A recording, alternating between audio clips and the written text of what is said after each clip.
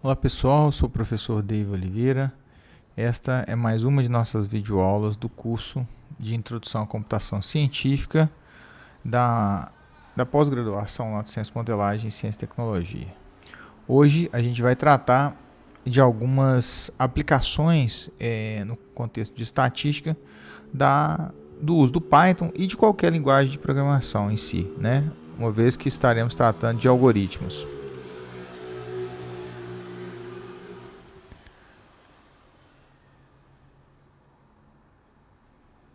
Muito bem, então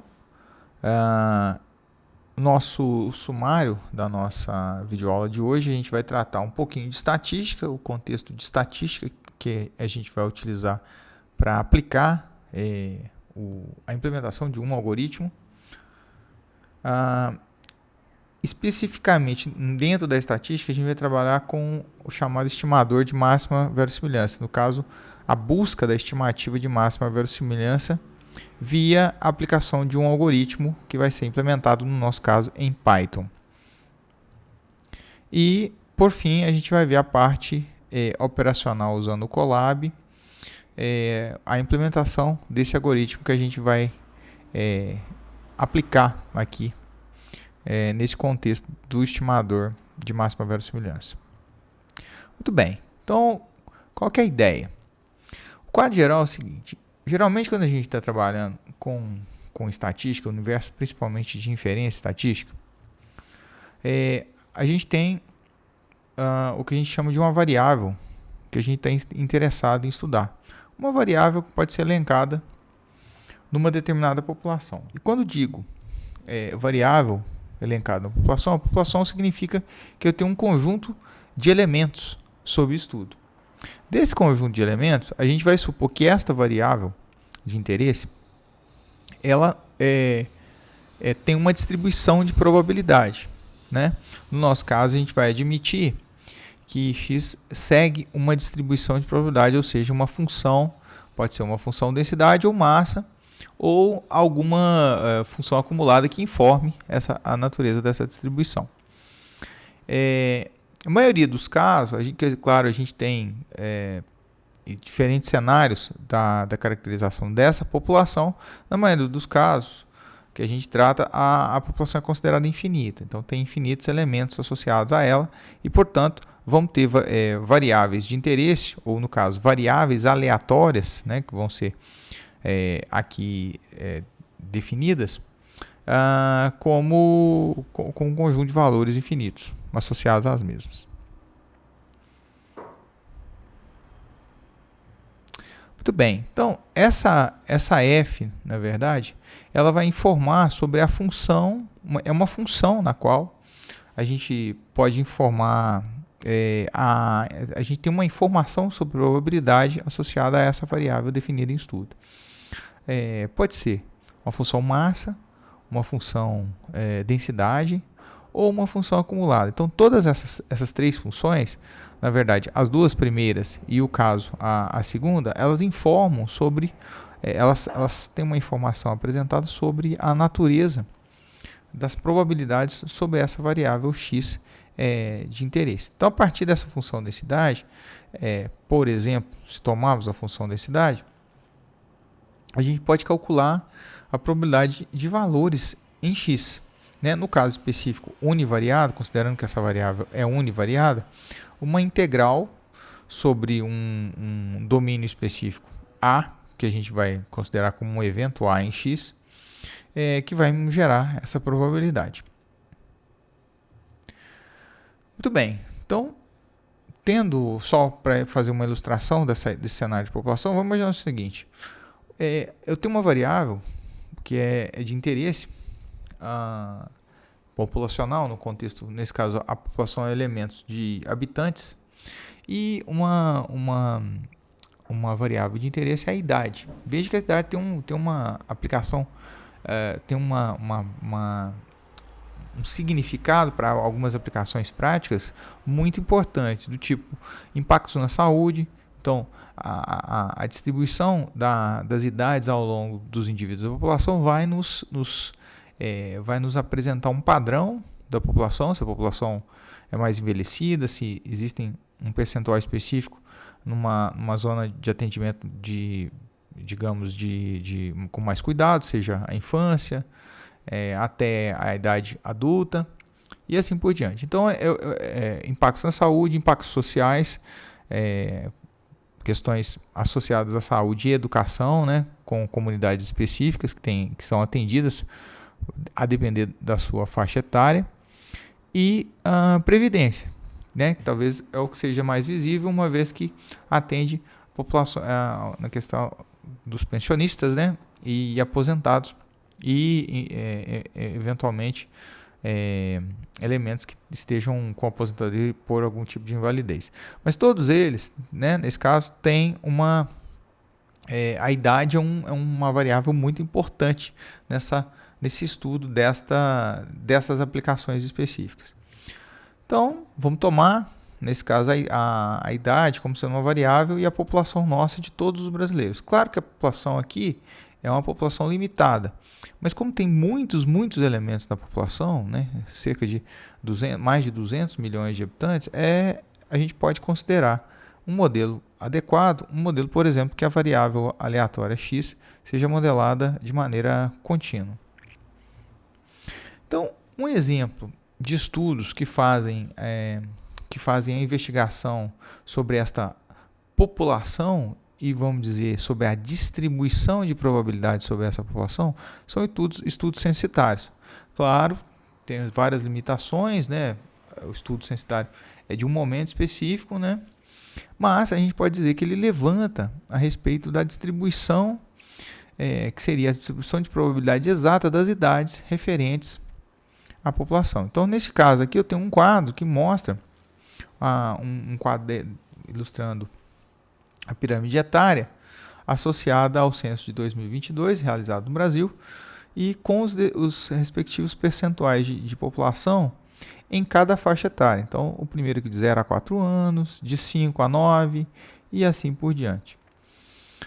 Eu vou tomar só a população de homens aqui. Claro que ele faz um comparativo, a gente poderia tomar só o verde claro ou o verde escuro. Eu vou tomar o verde claro com o verde escuro, perdão, como referência, que é o dado mais atualizado. E percebam que as escalas aqui, então, eu tenho o eixo das idades, né? Ou seja, os valores possíveis da variável de interesse, o x, e aqui a escala neste caso, no eixo horizontal aqui, ele está apresentando milhões de habitantes.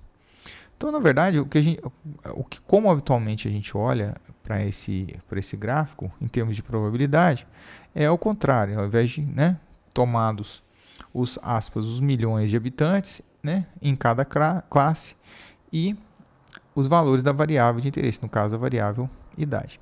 Então ela está tomada, está apresentada aqui. Então aqui eu vou ter a minha f de x, ou seja, essa função, neste caso eu vou usar com função densidade. E aqui os valores de x, os quais eu vou admitir que são contínuos, claro, maiores que zero. Sobre essa premissa de que a idade sempre é positiva, é um valor positivo.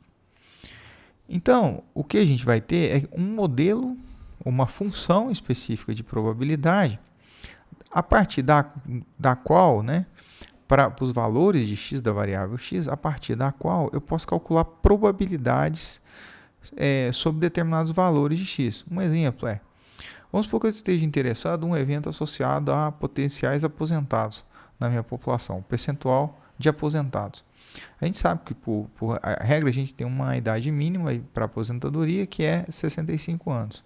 Então, poderia perguntar nessa população qual é a probabilidade de eu encontrar um indivíduo com mais de 65 anos. O que vai equivaler, no caso de uma função densidade, à probabilidade da minha f, associada aqui, informada, a integral, melhor dizendo, dela, variando de 65 até infinito, ou seja, valores maiores que 65. Então, ela equivale a essa área sob a curva que informa a função. Veja que essa função ela depende de um parâmetro que está sendo estipulado aqui. Então, esse θ aqui ele é um parâmetro que vai informar sobre a característica dessa curva, né? A cara, de uma certa forma, dessa curva. Como dito, né? Então, nesse caso, o parâmetro, a gente vai assumir distribuições que têm parâmetros associados, e esse parâmetro, o conhecimento de um ou mais parâmetros associados, vão definir por completo essa minha f de x, seja a função densidade, seja a função massa e consequentemente, a função acumulada associadas. Então, só para exemplificar, aqui eu tenho algumas famílias, né? Exemplos de famílias de distribuições: a distribuição uniforme, a distribuição normal e a distribuição exponencial. Todas elas, vocês estão vendo que tem uma f associada, uma f de x. Então, no caso da uniforme, tem 1 sobre b menos a, a função indicadora de a a b, que indica que os valores possíveis dessa variável aqui são entre 0 e 1. Então, ela tem um formato dessa forma. Então, é um formato, uma distribuição retangular aqui, né? Ela tem um retângulo como formação. Os valores de A e B, eles são de tal forma que A sempre é menor que B, né? Porque revelam os limites dos valores da distribuição, e os valores variando de menos infinito a mais infinito. Ou seja, esses são os parâmetros da minha distribuição, o A e o B.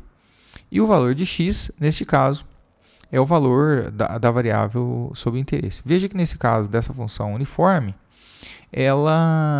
o valor da densidade, nesse caso, todas essas colocadas são exemplos de densidades, funções de densidade, elas são invariantes, né, para qualquer valor de x. Aqui a distribuição normal, né, que vão ter como parâmetros o μ e o sigma, aqui com as restrições de valores. O μ pode ser variando de menos infinito a mais infinito, e o sigma é maior que zero. Então, esses são os meus tetas, né, associados. Eu poderia usar a nomenclatura teta1 ou teta2, mas eu uso a nomenclatura, estou apresentando a nomenclatura padrão que é apresentada nos livros, né, de maneira convencionada. Aqui eu tenho a forma da função, que dependem do sigma e do meu μ. Veja que o sigma está aqui presente, aqui nessa expressão, e o μ também, para definir a forma. A forma da distribuição é um formato de sino, né, conhecido, no qual a variação do valor de μ vai afetar a moda dessa distribuição, ou seja, o ponto mais alto, também a média, né, por consequência.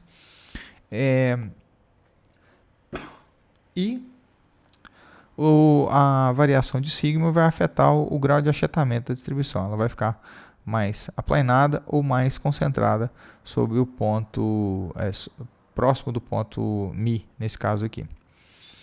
E a distribuição exponencial. Da mesma forma, só que a distribuição exponencial é diferente dos dois casos anteriores, ela tem um parâmetro só, que é o lambda referente. O formato da distribuição aproximadamente uma forma de tal maneira que os valores são positivos, estritamente positivos aqui. Aqui mais exemplos, né? A distribuição gama, da mesma forma, é uma função um pouco mais complicada, depende da função gama também, só que tem dois parâmetros, lambda e o r, né? Os quais aparecem aqui na função densidade. A distribuição beta, tá? Que vai ser essa distribuição, então a função densidade associada, ela vai ser 1 sobre beta de alfa beta. Essa notação, essa é uma função chamada função beta, tá? Onde alfa e o beta, o betinha aqui, eles são parâmetros associados à distribuição. Eles têm valores estritamente positivos, e o interessante é que essa variável, uma variável aleatória que segue uma distribuição beta, ela tem valores variando entre 0 e 1. E a distribuição Cauchy aqui no final. Da mesma forma, tem dois parâmetros e o formato dela está apresentado aqui. A gente vai trabalhar no nosso exemplo com a distribuição beta aqui, tá? Ela que vai ser utilizada na hora da gente fazer a construção do exemplo, o qual vai ser objeto da nossa implementação. Muito bem. Então, qual que é a questão? Quando a gente quando tem um parâmetro associado a uma densidade, eu tenho que esse θ, ele é desconhecido. Por quê? Porque eu tenho uma população e eu não tenho conhecimento sobre essa população e, consequentemente, sobre o θ, que seria associado a ela, supondo que essa população tem uma distribuição densidade específica com esse θ associado. Então, como esse θ é desconhecido, uma das tarefas que a gente tem em estatística, especificamente em inferência, especificamente em estimação, é produzir uma estimativa para esse valor de θ a partir da observação de uma realidade. Então, basicamente, o nosso problema vai ser estimar um valor de θ, ou seja, qual seria um valor ideal, razoável, para ser utilizado como valor de θ, para que eu calcule as probabilidades de interesse sobre a distribuição. Então, como é que eu vou fazer isso? Tem várias formas. Então, para citar alguns exemplos de formas de estimar pontualmente esse θ, o método momentos é um método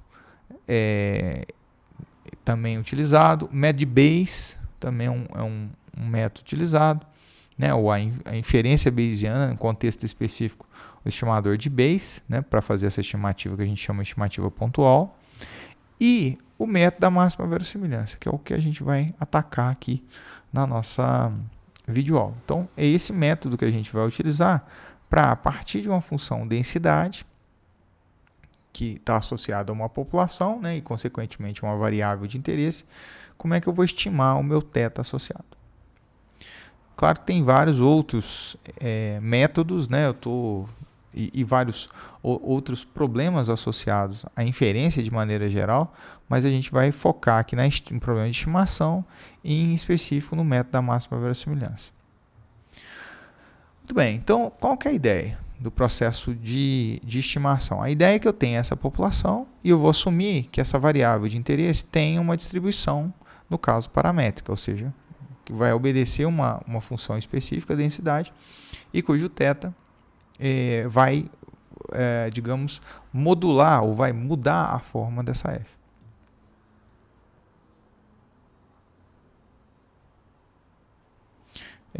Muito bem, então a partir dessa população que eu supus, eu vou construir, obter uma amostra. Então tem todo um processo em estatística para obter essas amostras, esses elementos a partir da população, é chamada de amostragem aleatória, né? Tem, claro, várias técnicas para se otimizar o processo de amostragem, tanto do ponto de vista para redução de erros quanto para ponto de vista operacional.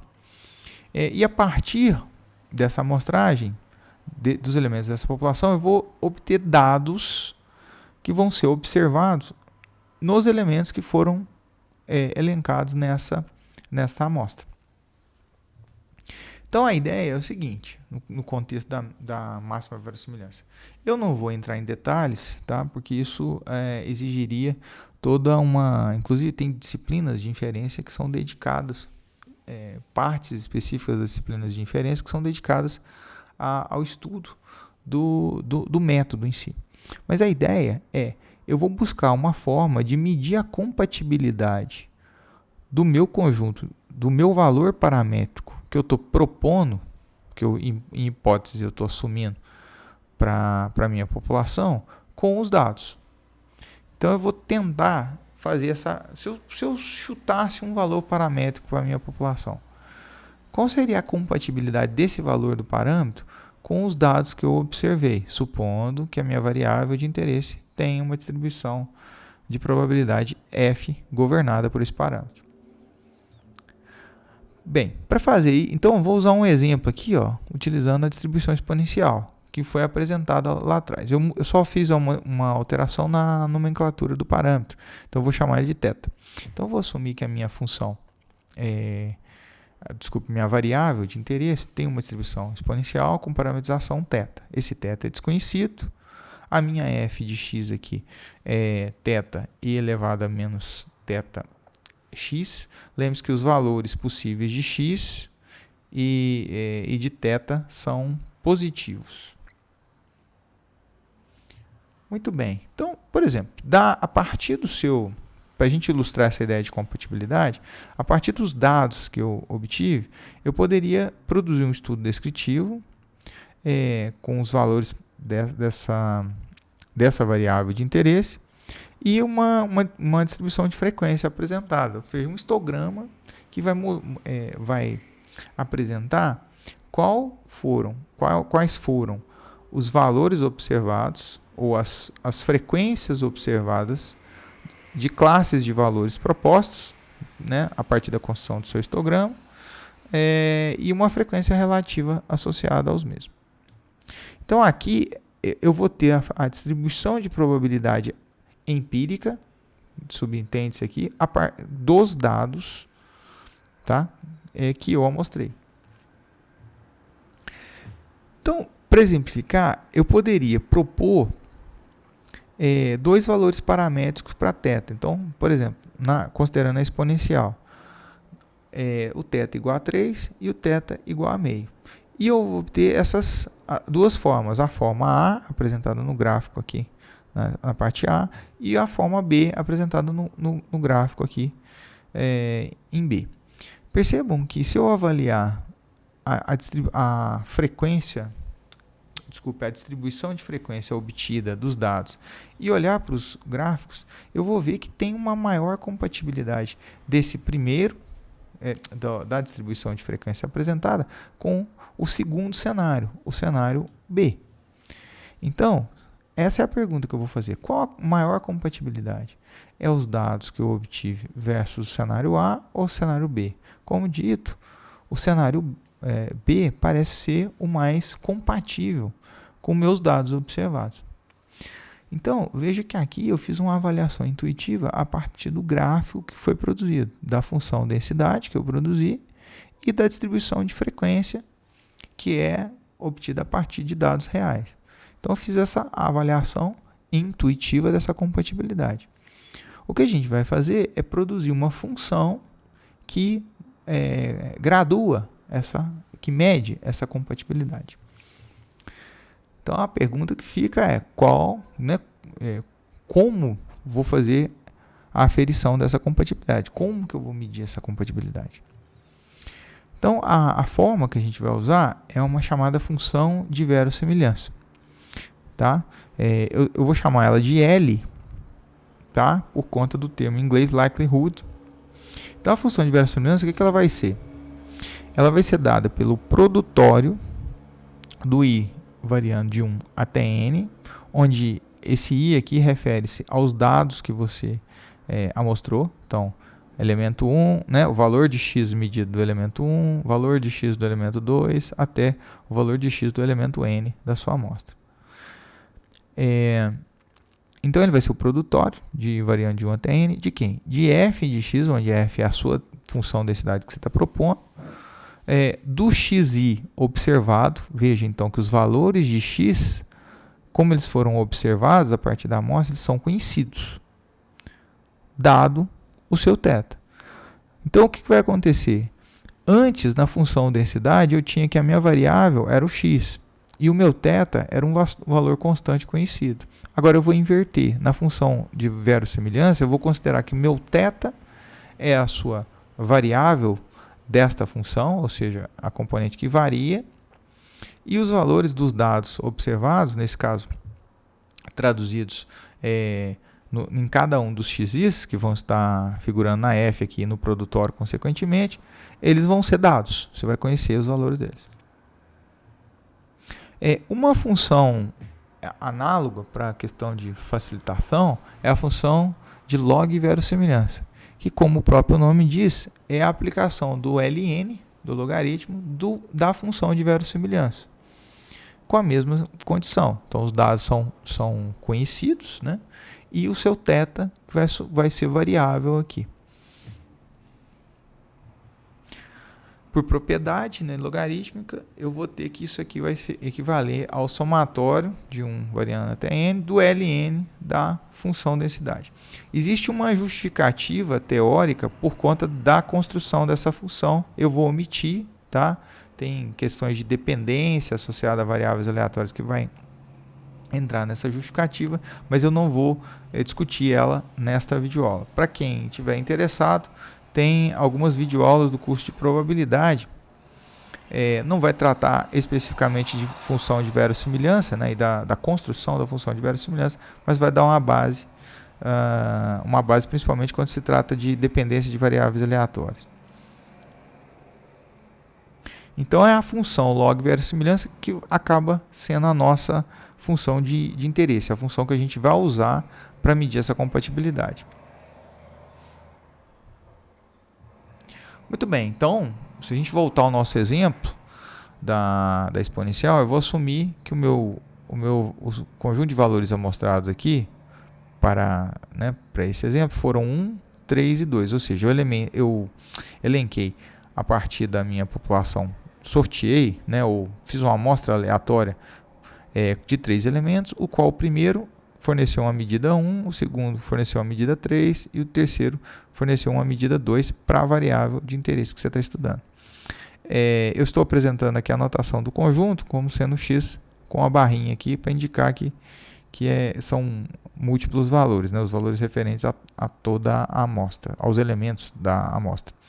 Vou considerar a mesma condição, a função densidade obedecendo ao exponencial. E eu vou construir a função de log verossimilhança. Então ela vai ser o quê? É o logarítmico, o L, a função log verossimilhança vai ser L de θ, dado x, os valores de x informados. Então, por construção, ela vai ser o somatório do logaritmo do ln das f's de x aplicada a cada um dos valores de x obtidos. Então, o que eu vou fazer? Eu vou fazer uma simplificação na função, algumas simplificações. A primeira delas, na verdade, não é bem uma simplificação, é a substituição da função densidade que você está interessado em trabalhar. Nesse caso, a exponencial, portanto, isso equivale a ln de θ e elevado a menos θ xi. Lembre-se que o x refere-se a cada elemento da amostra. Aplicando propriedades aqui de logaritmo, eu vou poder quebrar essa expressão, e claro, de somatórios também eu vou poder quebrar.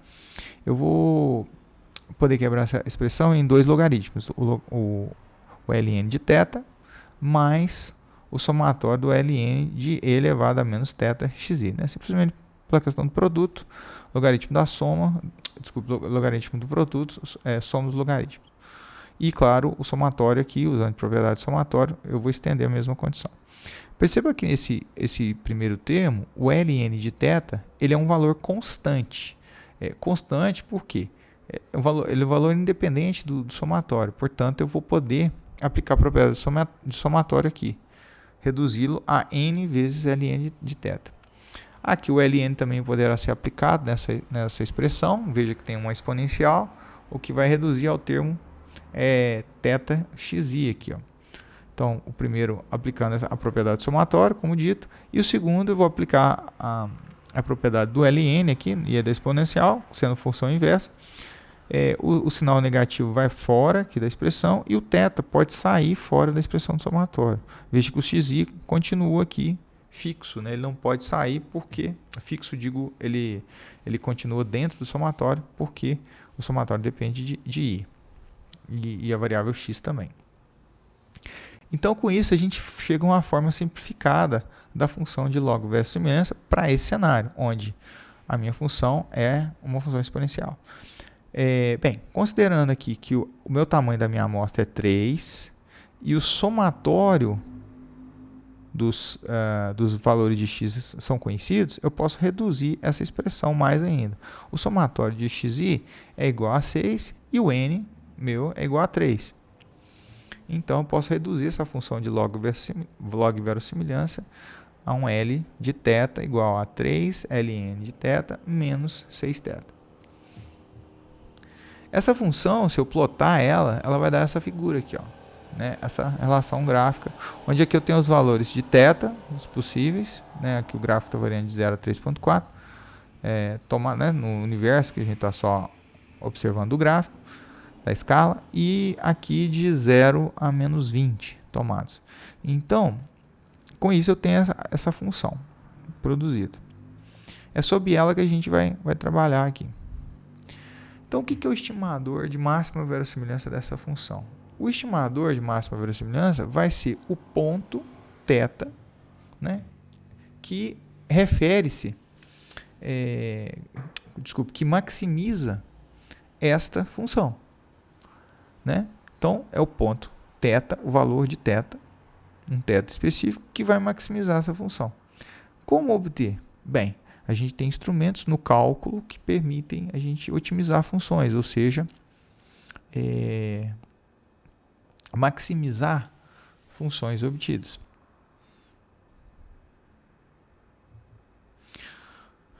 Tudo bem, para tanto, o que eu vou fazer? Eu vou obter a derivada em relação a θ dessa função. Veja que se for um θ só, como é o nosso caso, eu tenho só uma derivada.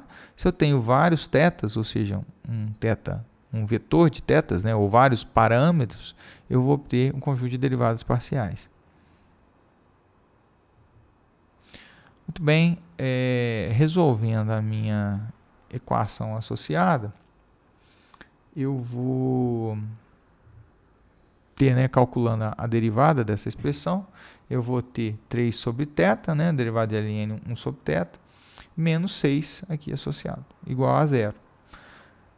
Resolvendo a equação, né, simplesmente isolando o meu θ dela, eu vou chegar que o meu valor de θ que maximiza esta função é o valor meio. Portanto, o meu estimador está aqui. Ó. Na verdade, ele está um pouquinho para cá. O gráfico não acabou, a marcação aqui não ficou adequada.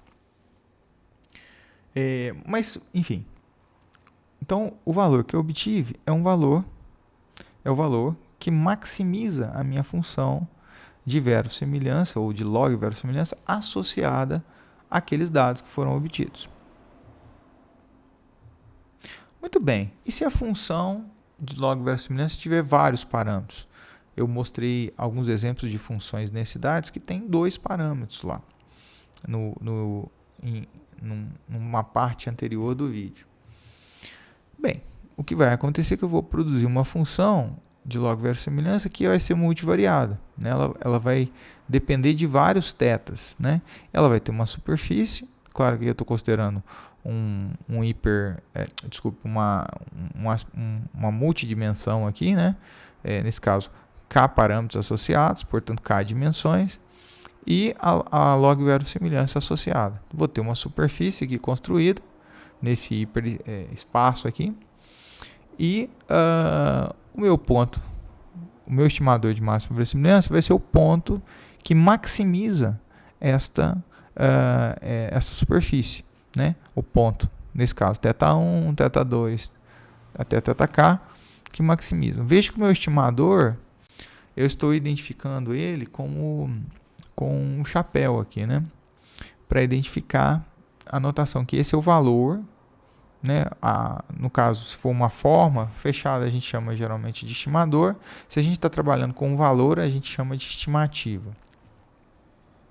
Portanto, a minha estimativa, ou o meu estimador obtido, ele vai ser um conjunto de valores ou de funções. Como que eu vou obter? O processo é idêntico. Eu vou obter as derivadas parciais em relação aos θs, né, associados à minha função de log verossimilhança, e vou resolver o sistema de equação, onde elas se anulam. A questão é que essas derivadas parciais, que vão gerar um sistema aqui, muitas vezes elas não têm soluções com forma fechada, ou seja, você não consegue isolar os seus parâmetros associados às suas equações. Bem, se tiver, ok, tudo certo. Por exemplo, o primeiro caso da exponencial, a gente tinha como fazer esse isolamento do meu θ e, portanto, obter o valor dele, né, de forma fechada. Mas caso não haja uma forma fechada, eu vou precisar resolver esse sistema através de um método numérico, ou seja, através de um algoritmo numérico.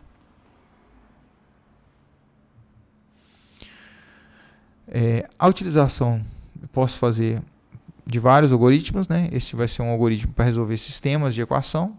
Ele, na verdade, é uma extrapolação dos algoritmos que a gente já viu ao longo do curso para obtenção de raízes de equações. Agora eu vou obter raízes, na verdade, de várias equações simultâneas, que vai se redundar, vai implicar na solução do sistema.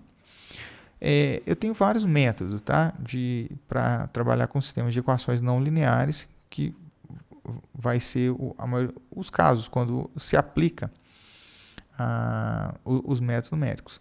Então, um deles que eu vou dar em destaque, porque aparece muito, é o método de Newton-Raphson, tá? Que é muito utilizado para tal finalidade. Tem vários outros, tá? E eu vou... mas o método de Newton-Raphson é um deles. Muito bem, eu vou fazer então essa ilustração desse cenário onde eu não tenho uma forma fechada, usando a distribuição beta que a gente apresentou.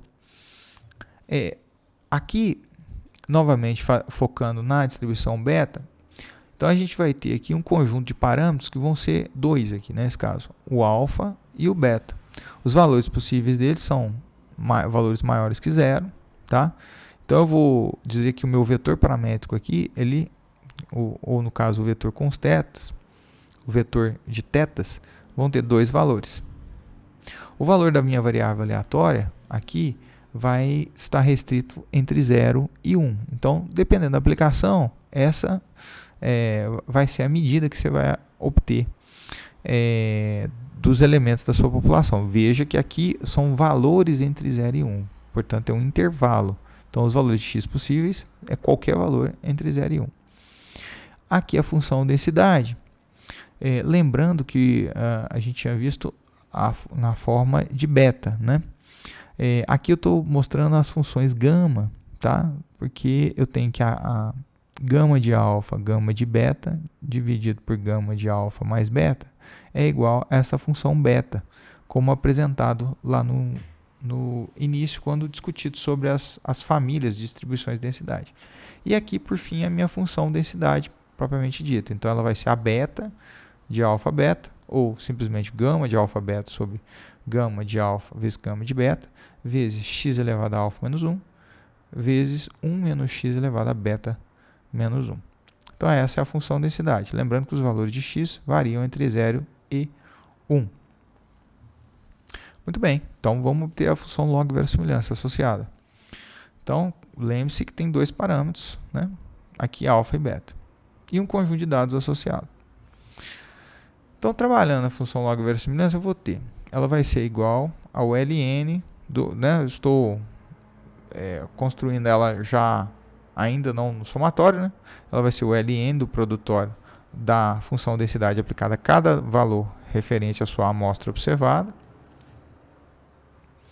No nosso caso específico, os parâmetros são alfa e beta, então vou ter dois parâmetros associados aqui. Eu vou substituir a minha função densidade aqui, lembrando que os xis têm que aparecer aqui dentro do termo, por conta de que eu tenho esse produtório referente a cada um dos elementos que foram amostrados. Então, o xi igual a 1, xi igual a 2, xi igual a 3 e assim por diante, para essa expressão. Se a gente aqui fizer aplicar o ln, tá?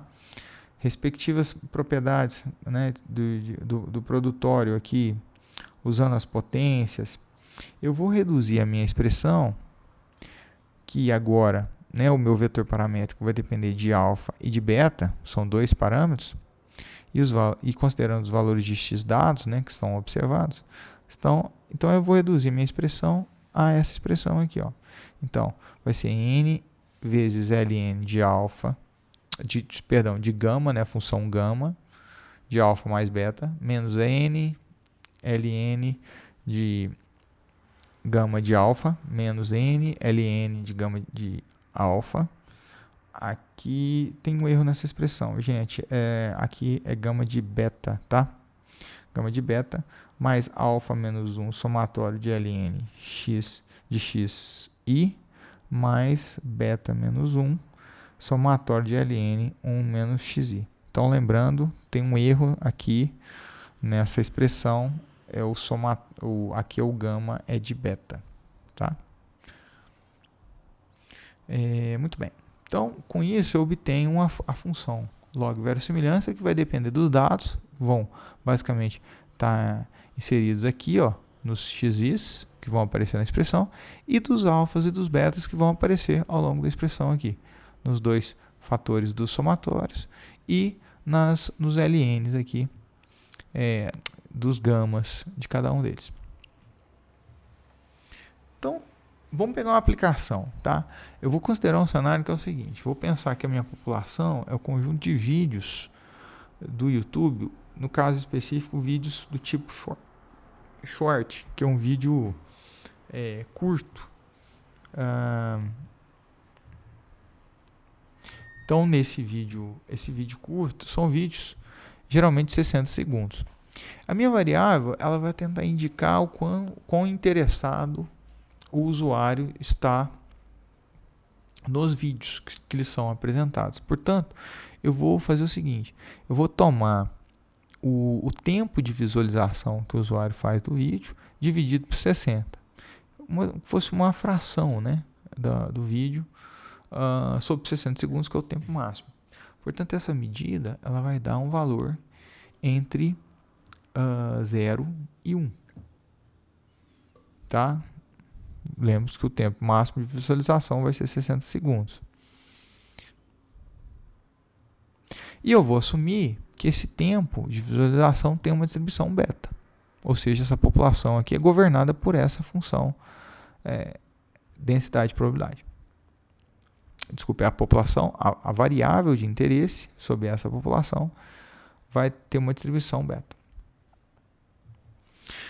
Muito bem, então o que eu vou produzir? Eu vou produzir uma amostragem de tal maneira que eu vou, então, nesse caso a amostragem significa elencar alguns vídeos, e para cada vídeo eu vou tomar essa fração do tempo de visualização daquele vídeo dividido por 60. Lembre-se que quanto maior o percentual o valor é obtido, mais aquele usuário estava interessado no vídeo. Ele não saltou de um vídeo para outro. Portanto, a atenção dele foi atribuída mais àquele vídeo. Vou fazer um segundo vídeo. Então, vou pegar um segundo vídeo e tomar a mesma medida e assim por diante, para um conjunto de N vídeos, ou seja lá quantos vídeos que você tiver na sua amostra. Isso aqui poderia ser feito para um usuário, né? Mas poderia ser feito para um vídeo específico. Então, existem várias possibilidades aqui de estudos associados. Aqui eu vou considerar um usuário. Muito bem, então agora eu vou obter a função de log verossimilhança. Ela já, na verdade, eu vou obter o máximo dessa função de log verossimilhança, visto que a função de log verossimilhança já foi obtida.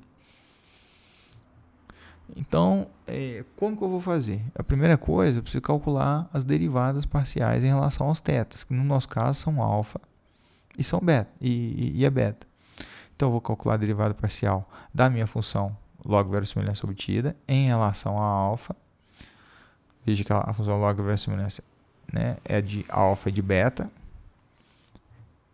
Se a gente fizer essa derivada parcial, o que eu vou obter é n vezes a derivada da função gama aplicada a alfa mais beta, dividido por gama de alfa mais beta, menos n vezes a derivada da função gama aplicada a alfa, dividido por alfa, mais o somatório de ln de xi.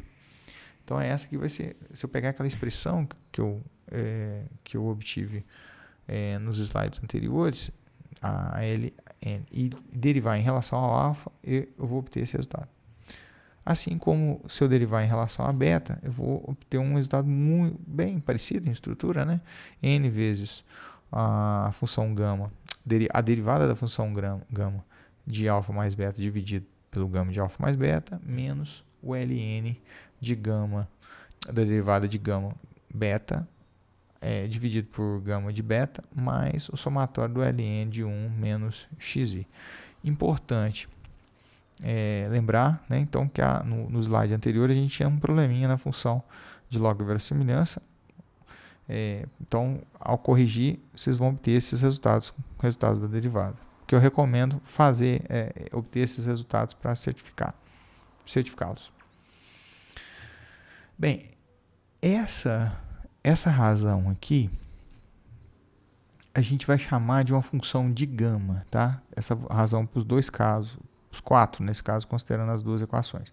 Então, quando eu tenho a derivada da função gama dividido pela função gama aplicada ao mesmo domínio, ao mesmo valor, a gente vai chamar essa função de uma função de gama, cuja notação eu vou dar por essa expressão aqui. Então, ela vai ser um psi de z aqui, ó. Então, eu vou substituir essa notação. Veja que vai ser uma função de alfa e de beta aqui, nesse caso, e aqui uma função de alfa e aqui uma função somente de beta. Então, vou reescrever a expressão.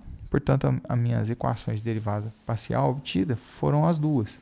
Então, n psi de alfa mais beta, menos n psi de alfa, mais somatório de ln de xi. E a segunda equação é n psi de alfa mais beta, menos o psi de beta, mais o somatório de ln de 1 menos xi. Eu vou igualar a zero, né, por conta para a solução do sistema.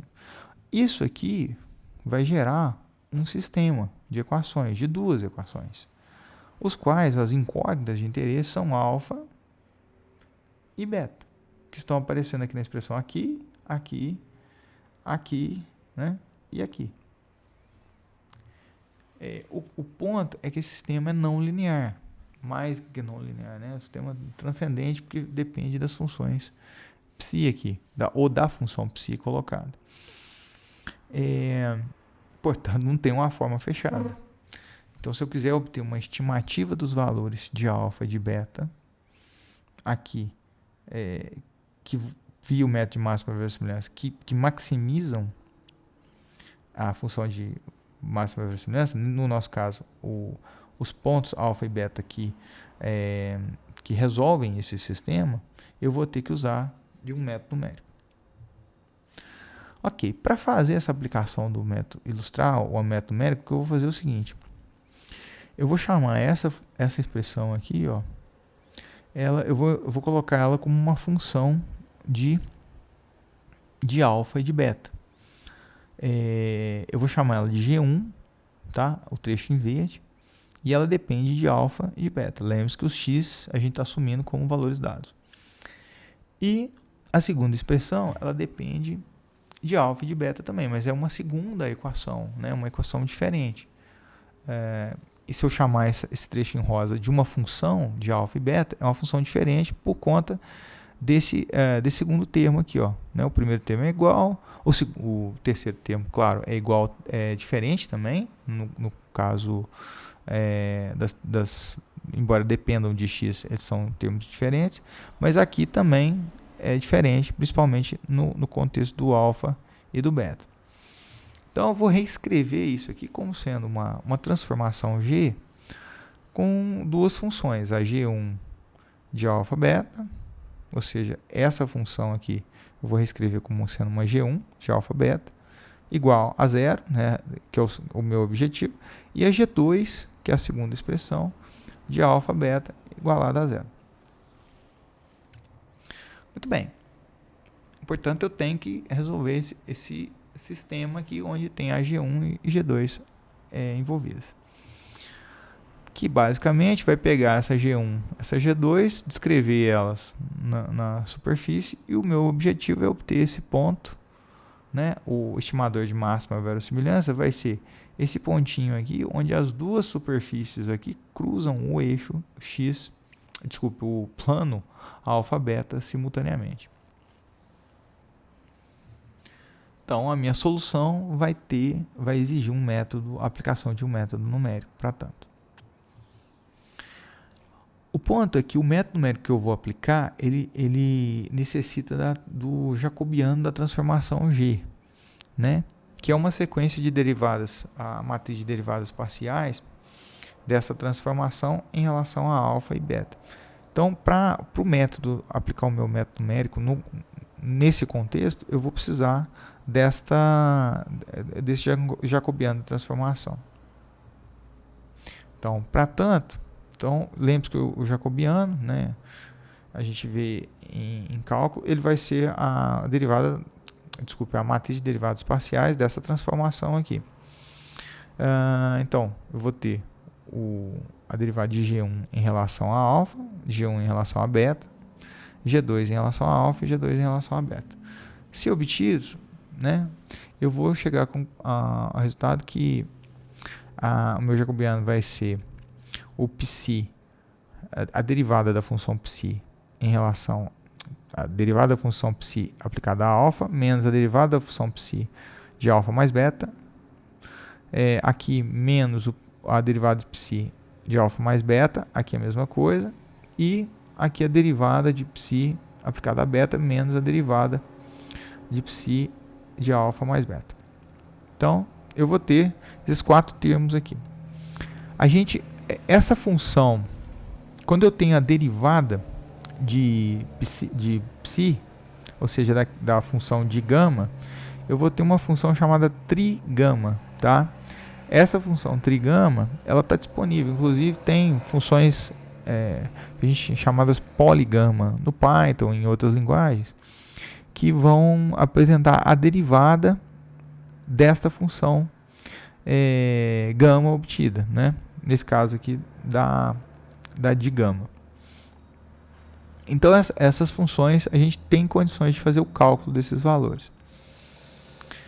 Muito bem, então já que eu obtive o jacobiano, agora eu tenho no Python qual vai ser a estrutura para resolver o meu problema. Para obtenção, no caso, resolver o meu problema significa a obtenção das estimativas para o valor de alfa e de beta referente aos meus dados que foram mostrados. Então, eu vou ter que os dados são conhecidos. Então, eu vou ter valores, né, 0.5, estou ilustrando aqui, 0.6, 0.35, conjunto de N valores aqui, seja lá quantos dados que você tiver na sua amostra.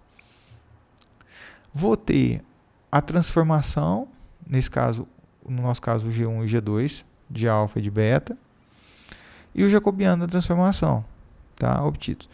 Eu estou colocando de maneira geral porque a minha transformação G dependeria da distribuição que eu estivesse trabalhando. Se eu estivesse trabalhando com outra distribuição, a minha G teria uma cara diferente e, consequentemente, seu jacobiano também.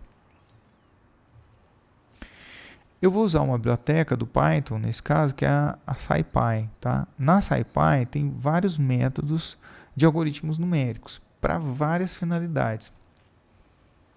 Para integração, para problemas de raízes e para solução de sistemas de equações, que é o nosso caso.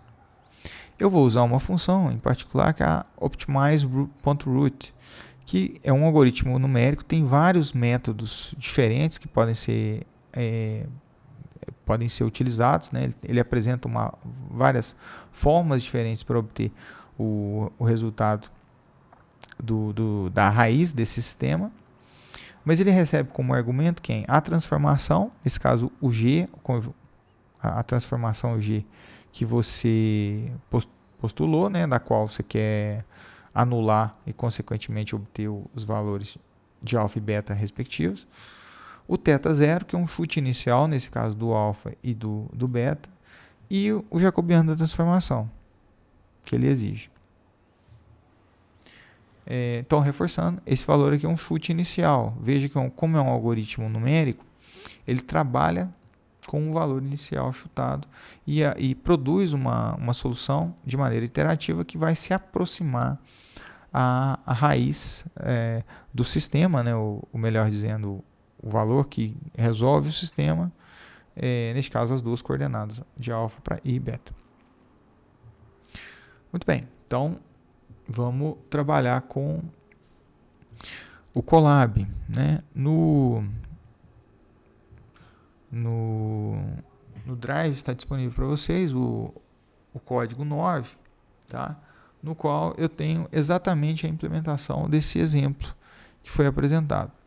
Então aqui eu tenho algumas funções, algumas bibliotecas, né? E distribuições referentes aqui que a gente vai utilizar, no caso da SciPy, né, que a gente vai usar aí a NumPy, e em específico algumas funcionalidades ligadas à distribuição que a gente vai trabalhar, no caso a distribuição beta, a função psi, o cálculo da função psi, como eu comentei com vocês, e os métodos para fazer a otimização, ou seja, para aquele optimize.root. Então a primeira coisa que eu vou fazer é definir uma função g, né, que está definida entre essas linhas 15 e 36, que o que ela faz, essa função g? Ela, ela, ela implementa aquela transformação g. Então veja que ela depende do θ. Esse θ para a gente vai ser um vetor, porque lembre-se que é o caso da beta. Então θ1 e θ2, onde o θ, no caso, θ0 e θ1, né, obedecendo a estrutura de vetores, de indexação de vetores do Python, onde o θ0 vai ser o alfa e o θ1 vai ser o beta. Então, são os valores da sua transformação. E o x vai ser o conjunto de dados associados. Lembre-se que a sua g, ela depende, embora seja uma função só de alfa e de beta, mas ela depende do x também. Tá? Então, a gente vai colocar ela como argumento aqui. Aqui, então, eu estou só pegando o valor de θ0 jogando em alfa, porque eu vou definir a função em função de alfa e beta aqui. Idem para θ1 igual a beta. Aqui o n, que a gente vai precisar também na hora de escrever a g, que é o tamanho do conjunto de dados que a gente vai trabalhar. E aqui essa linha é simplesmente para a gente fazer os cálculos dos somatórios envolvendo os valores dos dados, né?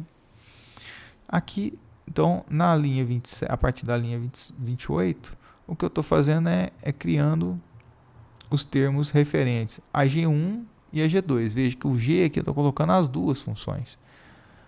Então, no caso, a G1 vai depender, então ela vai ser T1 menos T2 mais T4, onde os T's estão informados aqui, ó, T1, T2, então o T1, N psi de alfa mais beta, o T2 vai N psi de alfa.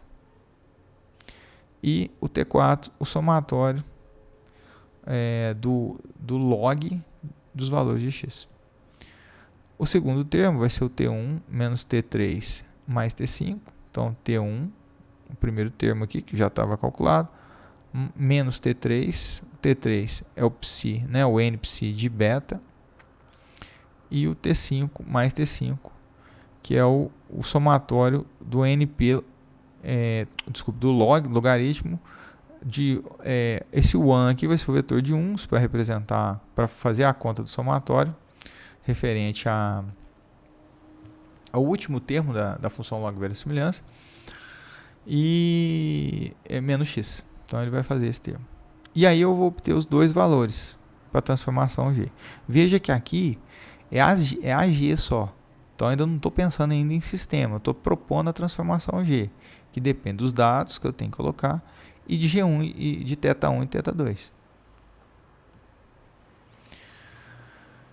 Na linha 41 a linha 53, voltando aqui, o retorno então dessa G vai ser dois valores. Veja que eu estou colocando em lista. O primeiro valor seria referente ao G1 e o segundo valor referente ao G2. Segundo caso, eu vou definir o resultado do jacobiano. Então, o jacobiano vai pegar os dados também, porque ele depende. Neste caso, ele não depende dos dados, tá? Mas eu vou ter que construir o jacobiano aqui com os dados como argumento, porque a função optimize de utilização ela vai considerar o mesmo padrão de argumentos da função g. Então aqui, se eu passei θ e x, eu vou ter que passar θ e x aqui, independente do x ser constante nessa expressão. Então aqui basicamente o que eu estou construindo é o cálculo das expressões envolvidas no jacobiano da transformação g. Então, só para citar, esse special polygama aqui, ó, ele vai calcular aquela função trigama, tá? Aquela derivada da função psi. É esse cara aqui que vai fazer esse cálculo aqui, ó. E aí simplesmente eu estou calculando a matriz jacobiana. Então aqui é a derivada de G1 em relação a alfa, derivada de G1 em relação a beta, todos expressos aqui, né? A derivada de G2 em relação a alfa, derivada de G2 em relação a beta. Nesse caso, ele tem uma estrutura de matriz, tá? Então ele vai resultar uma matriz. A transformação G recebe o θ e retorna dois valores, né? G1 e G2. Aqui a minha Jaque, né, que eu estou chamando de Jaque G, ela recebe um θ e vai retornar 4 valores. Desculpe, recebe 2 θs, né, que é um vetor, e retorna 4 valores. Muito bem. Então eu criei aqui uma função que representa a minha G, transformação G, e criei uma função que representa o jacobiano dessa transformação. E agora? Agora eu tenho digamos, a solução mesmo do sistema. Se a gente tomar o meu conjunto de dados que eu vou ilustrar aqui, ele vai ser esse aqui, ó, x igual a 0.3, 0.4, 0.7, 0.9, 0.15. Veja que tem poucos dados, tem 4 dados aqui, mas eu poderia colocar quantos eu quisesse, 100, 200, enfim. Aqui a Optimize, que eu vou usar para fazer a obtenção, né, da solução do sistema. Então a solução, né, eu estou criando aqui uma variável, um objeto de solução, na qual eu estou aplicando aquela função optimize.root, né, que eu tinha explicado ao longo da videoaula. Vai receber 3 argumentos, a transformação G, que a gente acabou de criar, o chute inicial, que no nosso caso eu estou chutando o valor para alfa de 0.5 inicialmente e de beta igual a 1. Esse args aqui é o que a gente chama de argumentos adicionais da minha função. Então, a G que você está otimizando, ela na verdade é em relação a alfa e em relação a beta. Somente, no caso, em relação a θ, os θs, né? Mas em relação a alfa e beta. Mas pode ser que a sua função tenha argumentos adicionais, né? No nosso caso, tem os dados. Então, aqui eu tenho que colocar esse argumento x adicional. E, por fim, o jacobiano da minha transformação. Ao aplicar a função, né? Eu vou ter... Aí, é simplesmente dentro do objeto solução, você vai apresentar os resultados que ele obteve. Aqui só para questão de nomenclatura, né, eu coloquei o estimador de máxima verossimilhança de alfa em cima do solução.x0 e o solução.x1. Então aqui ele vai dar o valor que resolve esse sistema de equações aqui. Ele está chamando naturalmente de x aqui, porque é a nomenclatura que a função apresenta, mas no nosso caso equivale aos estimadores de alfa e de beta, respectivamente. Aqui simplesmente uma impressão dos resultados apresentados considerando nosso conjunto de dados. E um plot, por fim, aqui é só uma parte para exibir graficamente a nossa função beta estimada. Muito bem, aqui já tem os resultados, né? Após a execução, então aqui a base de dados que foram utilizados, aqui os valores que eu estimei para esse conjunto de dados. Então, para esses valores aqui, os alfas e beta, o alfa e beta, estimadores as estimativas de máxima verossimilhança para alfa e beta estão aqui dadas, 1.40 aproximadamente, 41 para alfa e 1.39, né? Também 40 aproximadamente para beta. Aqui eu tenho uma informação que está sendo impressa, que está associada ao objeto solução, que mostra que a solução foi obtida, tá? Que não houve nenhum tipo de warning, processo de erro durante a solução. E com relação à convergência, ou seja, que eu obtive a convergência do meu valor. Lembre-se que a convergência está ligada ou a critérios na verdade a convergência está ligada a critérios de erro, né? Quanto que você considera um valor, o que é um valor zero computacionalmente falando? Então, um valor muito pequeno, se o seu valor do seu G obtido no seu processo iterativo foi menor, né, do que esse valor que você toma como referência, você vai considerar que a solução convergiu. E aqui, finalmente, o gráfico da minha distribuição estimada com esses parâmetros, 1.40 e 1.39.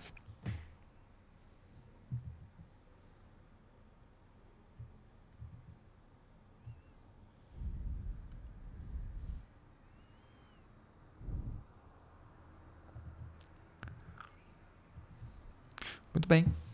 Então, com isso, a gente vai fechando a nossa videoaula com alguns termos chaves. O primeiro deles é que eu tenho uma série de aplicações estatísticas